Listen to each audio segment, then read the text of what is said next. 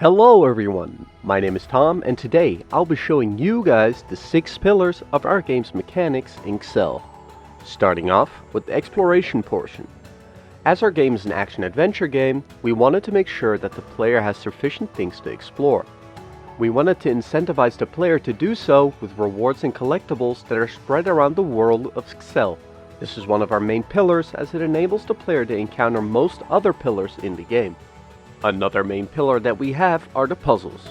At the start, there will be puzzles that are simple in order to get the player warmed up.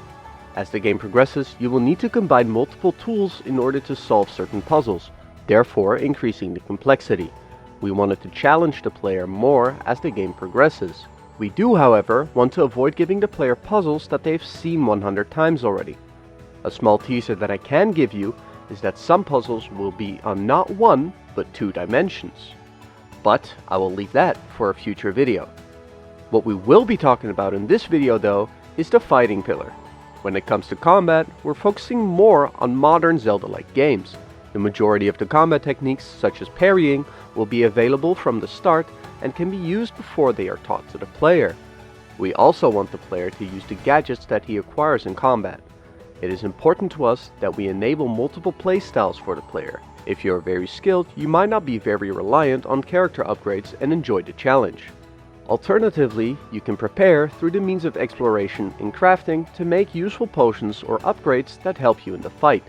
Everyone should be able to beat this game at their own pace. Another thing that you can go through at your own pace is the story. The story is a huge part of us. It is what ties the game together. We want to introduce you to charming characters that are part of this adventure.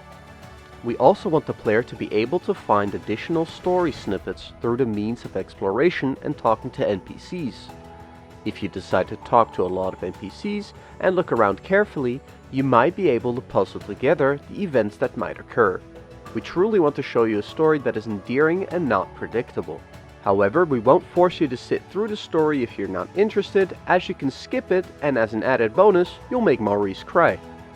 We also consider the dungeons to be a pillar within our game. Our dungeons will not be like the shrines in Breath of the Wild, as they are much longer and monumental experiences. In here, we want to push the player to use everything that they have been taught up to this point in the overworld. We looked at how previous Zelda-like games have done their dungeons and tried to apply their best applicable features to ours, meaning we will also have a gauntlet dungeon, a locked door dungeon, and other Zelda staples. A huge shout out to Game Maker's Toolkit, by the way, for making great analytical videos and making our lives so much easier. Lastly, we have the crafting pillar. Here you can craft recipes for potions and upgrade your weapons.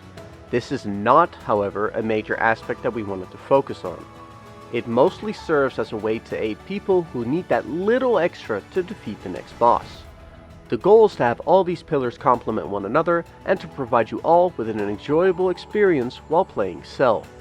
But that's all we have time for this week. I hope you guys enjoyed the video, and if you're interested in our game, make sure to follow our socials. We will be posting weekly updates from now on. Let us know what you think in the comments, and I hope to see you guys next week. Bye bye!